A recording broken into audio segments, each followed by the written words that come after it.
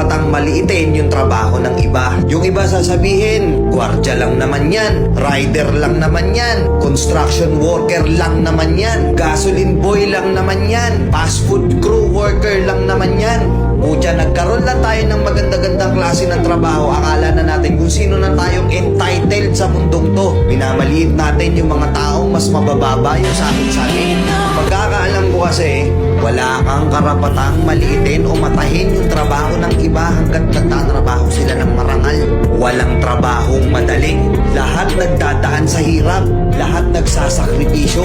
Kaya kung iniisip mong porket maganda-ganda yung trabaho mo, malaki-laki yung sinasahod mo, mamaliitin mo na yung mga trabaho ng mga taong nagtatrabaho na mas maliit yung sahod sa'yo. Mag-isip-isip ka. Baka bawiin sa'yo yan. Baka biglang bumaliktad yung mundo at sila na nagpupumakas. Kahit anong trabaho mo, magpakumbaba ka pa rin. Bilog ang mundo, hindi palaging nasa taas ka. Kaya hanggat maaari sa lahat ng oras, magpakumbaba ka.